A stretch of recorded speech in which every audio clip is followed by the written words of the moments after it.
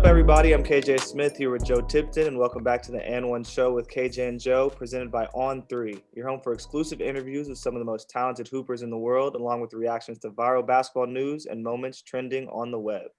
Today, we'd like to welcome in Duke commit Kyle Filipowski to the show. He's a 6'11" versatile big man out of Massachusetts.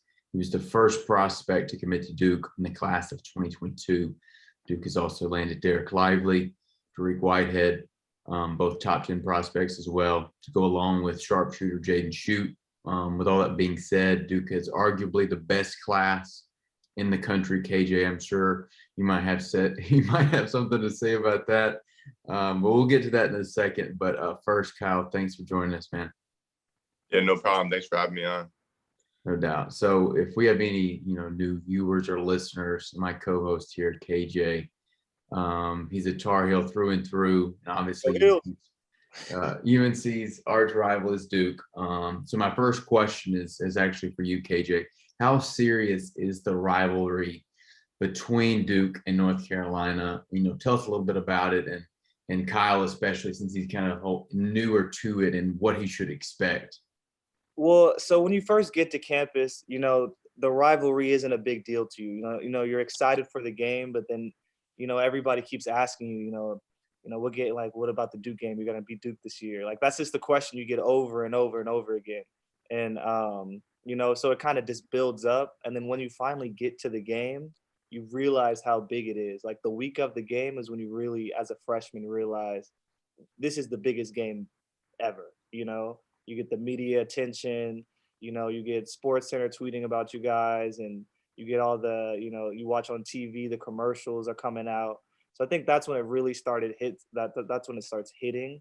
But honestly, it's a mutual respect. I've had dinner and then lunch with Nolan Smith on Duke staff, and we go back and forth. But when it gets on the court, that's when it's all business. So Kyle, how much of the Duke North Carolina rivalry, have you gotten to experience? Is it just what you hear from other people, or is it, just what you see on social media? Yeah, I mean, obviously it's probably like the biggest rivalry of all of college sports. And I mean, ever since coming to Duke, I know on social media I've been seeing some things out there already with the Duke and UNC rivalry when I get to Duke. But other than that, I know the reputation it has. I know how serious it gets. So growing up, were you a fan of the Blue Devils, or were you a fan of somebody else? So, I mean, I watched Duke a lot because my oldest brother is a huge Duke fan. But my dream school was actually Michigan State, believe it or not. Oh, wow. So I mean, that's kind of who I loved watching growing up. Just, I don't know why, I just ended up falling in love watching them play. So yeah. Did Michigan State ever offer you, Kyle? They did not. They were recruiting me. Dane Fife was recruiting me, but then he ended up going to Indiana. So he picked up my recruitment with Indiana. Okay, gotcha. So you never announced, an official top list of schools or anything, but you visited, schools like you mentioned, Indiana, Ohio State, Syracuse, Iowa, and of course Duke. And I think the Duke one came last, if I'm not mistaken. And you basically, committed on the visit or the day after. So what was so special about that Duke visit that made you want to commit? Yeah, I mean, I think with a lot of recruits, they try to, on these visits, they try to feel something different with these schools, like saying like, oh, this is different.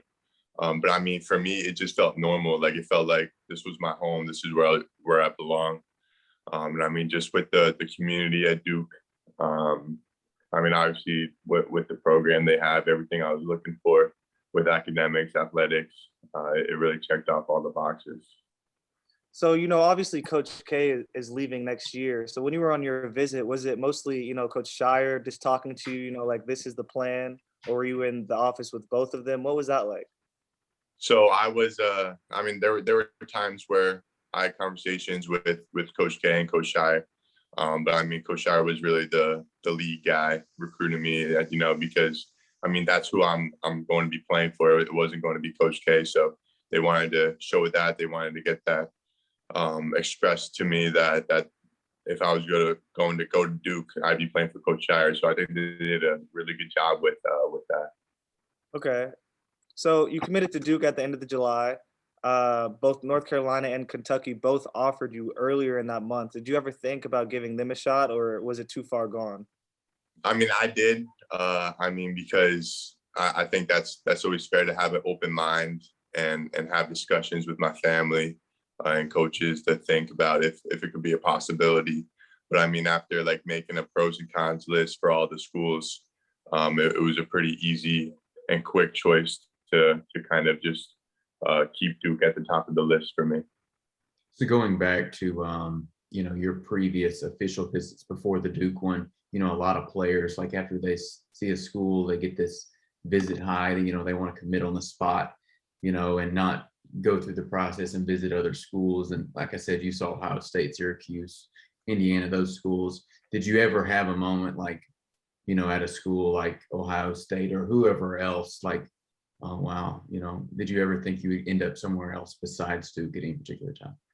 I did. I mean, I think just because that was the month of June was really like the one and only month of like somewhat of a normal recruiting experience for me, because that was the only time I was able to get out and see colleges. I didn't know what to expect in person.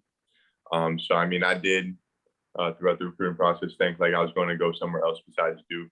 But I mean, I just had to, I had my parents, my coaches telling me to just trust the process, see everything out through before I end up making the decision, before I get too high on one school, and then I can end up comparing and contrasting the differences between them.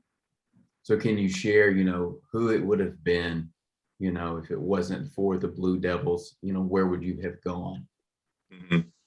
I mean, I loved all of my other 4 visits. I think Indiana had the next amount to offer for me. But I mean, also, I feel like if Duke didn't get involved, I would have taken a lot more time with this process. I would have ended up taking some more visits to some other potential schools like possibly Kentucky, UCLA, or Michigan. So, yeah. Gotcha. Yeah, definitely. Indiana's fan base is up there with, the Duke, the North Carolina schools like that. They are, they got it. They're insane. So you obviously chose Duke. What factors went into that decision, and why ultimately the Blue Devils? Yeah. So, I mean, just the relationship I built with Coach Shire was definitely something unique. I mean, we were on the same page since day one. Just growing every conversation we had, our goals, our values. I mean, I just knew like his thoughts. I was thinking the same thing. So that was a great relationship to start off with, and just to build onto that, Coach Shire wanted to show that he wanted me as a top priority. So he only recruited me in my position, which I thought was very special to me, because that just shows, along with what he says, how bad he wants me, and I mean, just everything else they have to offer. Like I said, the community, the relationships I've made with them.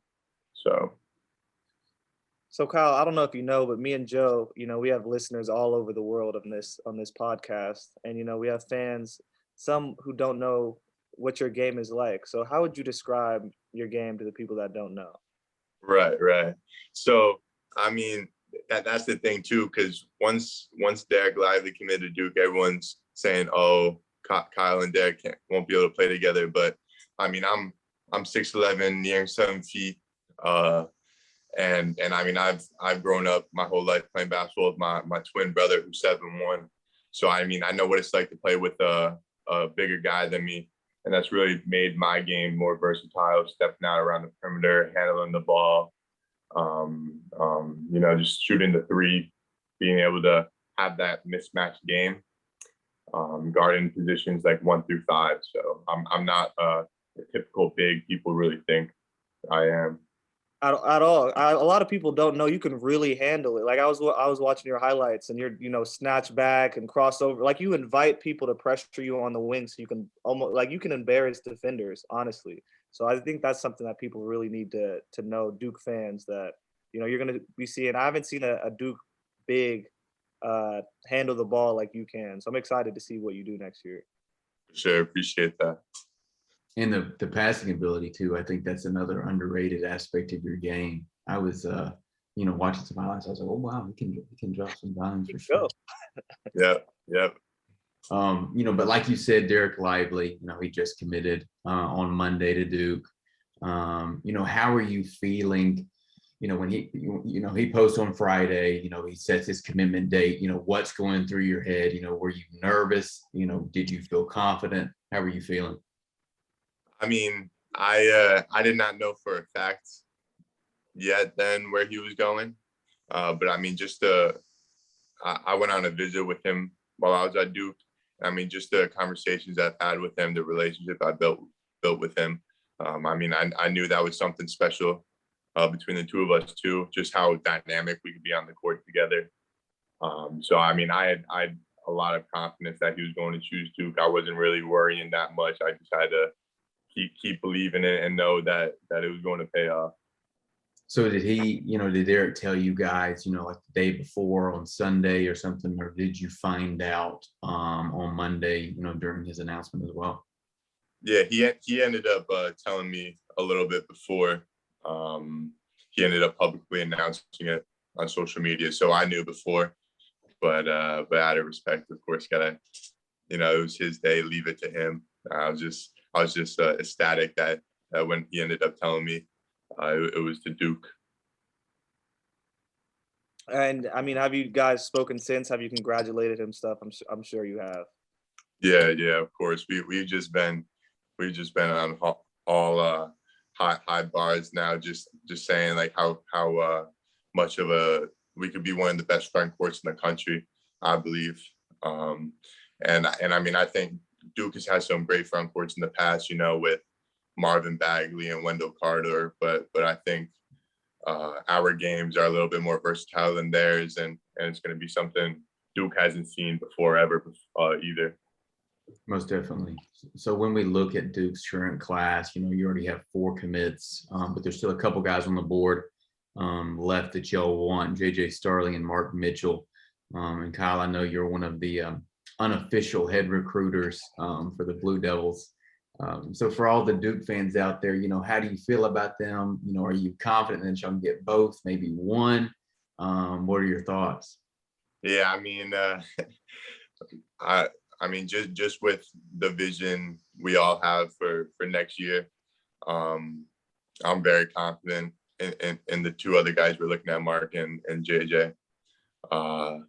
So, I mean, I've just been keeping in touch with them, just trying to show them the love, because this is like one big family. That's what we're trying to have, and just showing like how special this group could really be, especially for Shire's first year.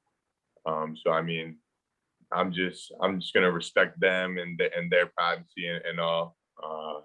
But I'm always gonna be confident, whether I know or don't know where they're going, that it's going to be us, hopefully. So if you had to describe this Duke's 2022 class with one word, what would it be? Man, I mean, obviously, I think the simple term is just going to be special. But I mean, I think it's also going to be different too. Like I said, it's not going to be like any other normal class. I think this group that we could potentially have is going to be different than any other group in college basketball. So just with the pieces we're putting together, things like that, it is going to be special and different. And we got a lot of high standards for ourselves. Besides the basketball aspect, what are you most looking forward to, when you touch down in Durham for your freshman year? I mean, I think just getting involved with Duke University and their community. I mean, of course, Duke is a great basketball school, but I mean, they're a great academic school too, and a great university all around. They have a lot more to offer to me than just basketball, of course. I'm gonna get involved with the community, prioritize my academics as well. I'm not just going there for basketball. So that's something I also have to look forward to there. Any particular major that you're already thinking about? yeah, I'm looking at doing some business major, whether that be economics or finance. Businessman. Yes, See, sir. last question. We can't, forget to mention you were part of the USA 3-on-3 team this year. Can you tell us a little bit about your experience? Yeah, that was my first time going out of the country, actually. So that was a great experience and opportunity for me to not only see other parts of the world, but represent USA as a whole. I mean, we were going there to win gold. That was the only thing on our minds. That's, the USA standards is whenever there's a chance to win gold, we go out and do that. And just able to represent my country for what it stands for, represent it the right way. It was a great honor, great experience overall. And also just the difference of playing 3-on-3 is very different than 5-on-5. Of course, I didn't really have to worry about help defense. You could play some more bully ball inside. It was a lot quicker pace. So Was that the first year they did 3-on-3, or have they done it before? no, they've done it before. They did it a couple years ago. Well, I think they've been doing it since 2014, if I'm not mistaken. But USA hasn't really been active in it since I think 2019 or 2020, right before COVID hit. Okay, got it. Well- Well, thank you so much for joining us, Kyle. We appreciate your time. Good luck this season. And to our listeners, if you enjoyed this episode with Kyle Filipowski, please leave us a like, a review, and please subscribe. Thanks again, man. Appreciate your time. Of course. Thank you, guys. All right, man. Talk soon.